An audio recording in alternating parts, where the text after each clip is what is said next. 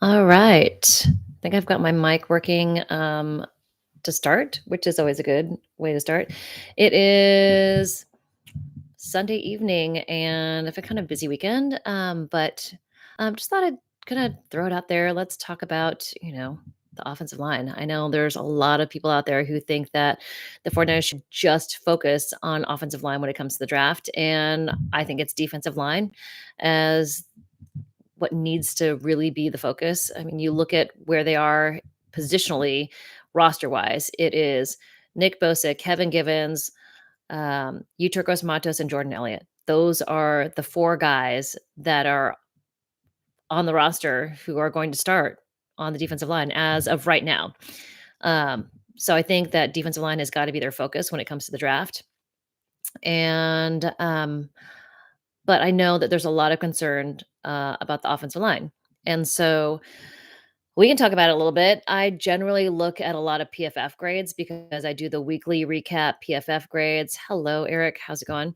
I look at those every week. I do a story on what PFF says about the game, and so I've looked at that a lot. And when you look at what their grades were for the season, Trent Williams still at the top of his game. He'd only played for 10 games, but when he was out there, he was really good. He received an 85.6% grade, 85.6 grade out of 100. And that puts him in one of the, at the top part of being a left tackle. His run blocking is 81.4, pass blocking 84.5. So he's really doing a great job. And if you look at the other guys, Nick Zakel, guard, he played 5 games, really good pass blocking grade, 77.7, but his overall grade was 58.4, so not great there. Ben Barch is probably a guy that they probably will have as a guard this coming year, 74.8 grade overall, 74 as a pass blocker, 71 as a run blocker. Ben Barch actually played really well when he was healthy and he was in there. Jalen Moore, obviously with another team, he had 74.9 as a overall grade. Really good. Colton McKivitz, right tackle, good as a his overall grade, offensive line for blocking, 72.2, 72.8 as a pass blocker.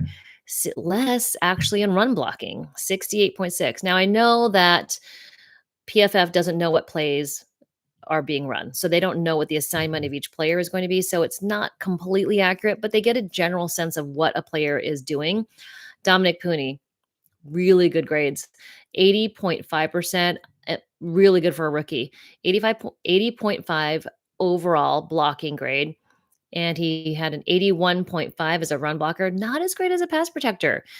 He only allowed he allowed 3 sacks, 32 hurries, pretty good out of 1,078 snaps, 68.9 grade in pass blocking.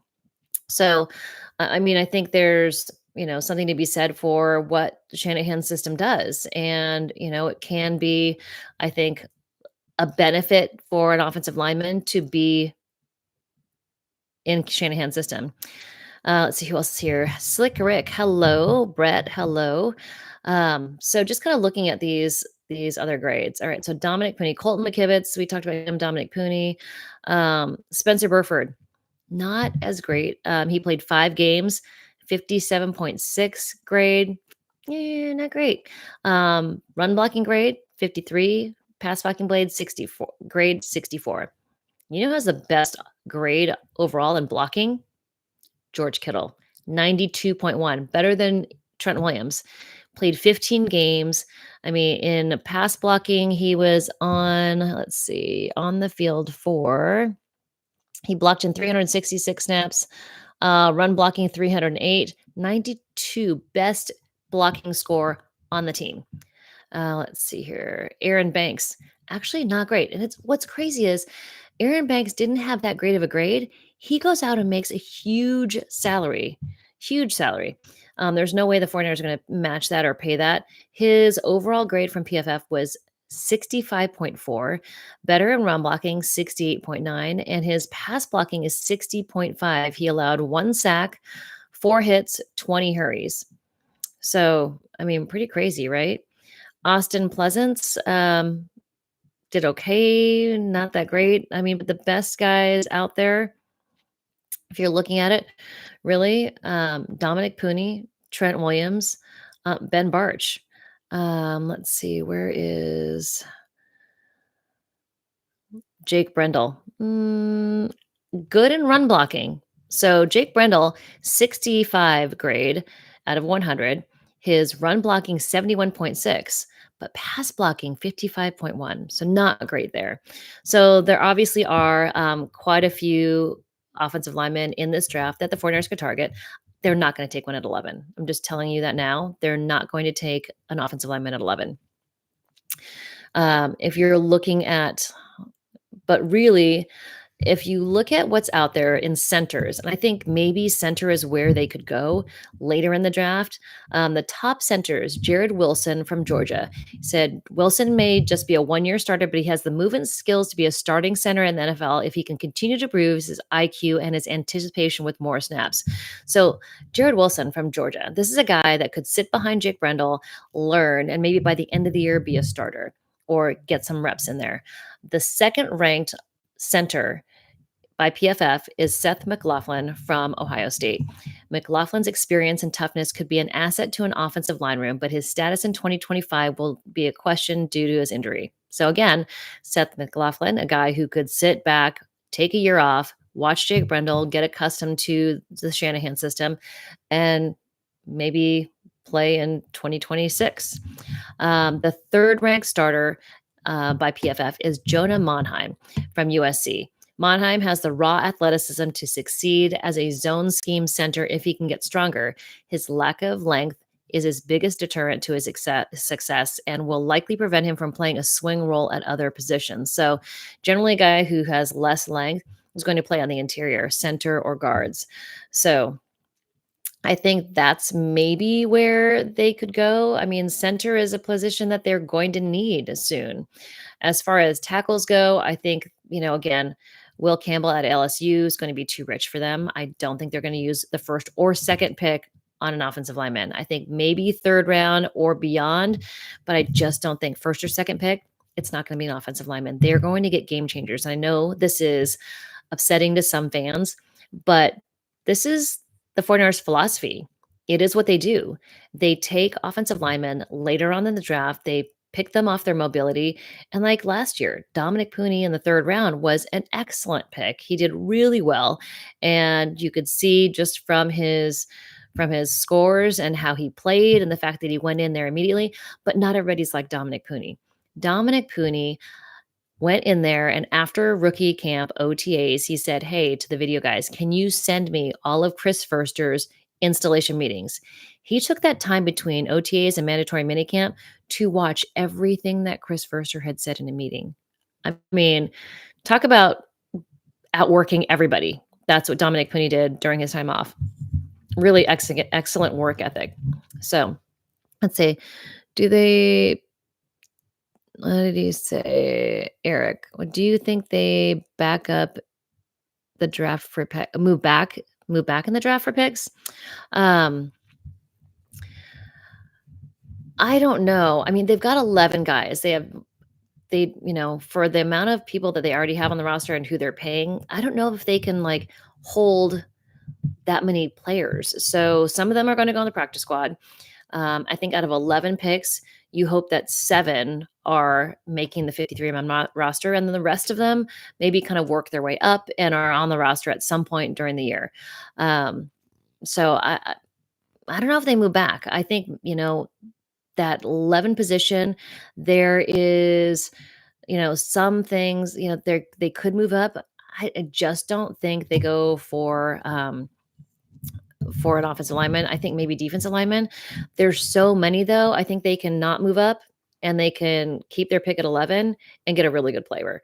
If they go back, I don't think they will. I think they really need to use that number 11 pick to get somebody who's going to be a game changer. So, I mean, I think so. Let's see. Monheim is Mel Kiper's top center. So, I mean, that could be a value pick later. They do need to get better at center. And Jake Brendel, I mean, I think he's been good. at times, but he's a little bit older. He didn't have great grades last year, and I know that he was allowing pressure to get to Brock Purdy. So, it's sometimes it's a little bit of age, sometimes it's just it's not the best fit. It's unfortunate that Weston Richburg, George Kittle has told me, he's like, that was the best center I've ever played with. Weston Richburg unfortunately had that patellar tendon injury back in the New Orleans game in 2019 and never played again, which is why I don't think Drake Jackson makes it back. I mean, maybe he does. I hope he does. But that patellar tendon injury is so bad. It's so hard for guys to come back from. It's painful. Mike McGlinchey has said that he still feels it.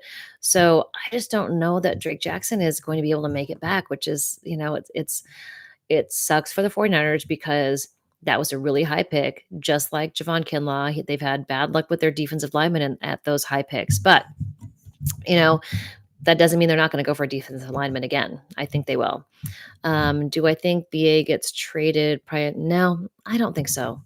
I think BA, I just don't see a team that would give up what they need to give up to get Brandon Ayuk with the unknown of whether he's going to be healthy or not.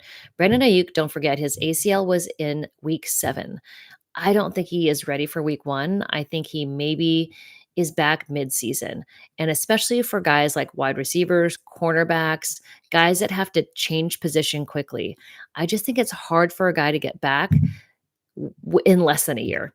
So week 7 is a year. I think maybe week 9 or week 10. I mean, and he may surprise all of us. He may be back well before that, which would be amazing for the team.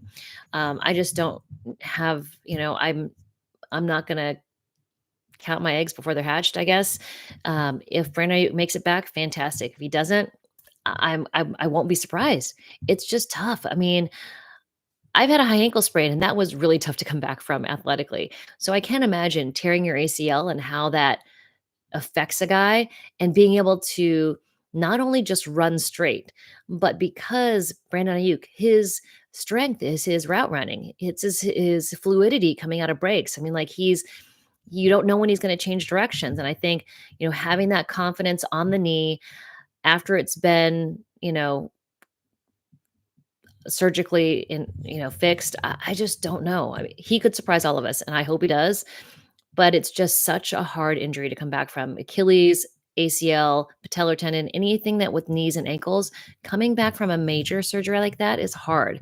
I just don't think a team is going to trade for a guy that you don't know what you're getting after a major injury.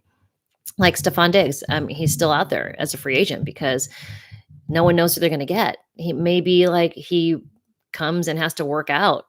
But, Stephon Diggs had that injury so late in the season. He's not going to be running routes or working out for anybody anytime soon. So he may be, you have some attrition mid-season, and he's a guy that shows up, mid-season, and he can maybe show guys what he's capable of still. So yeah, I just don't think so. Let's see. Manu, Hamilton.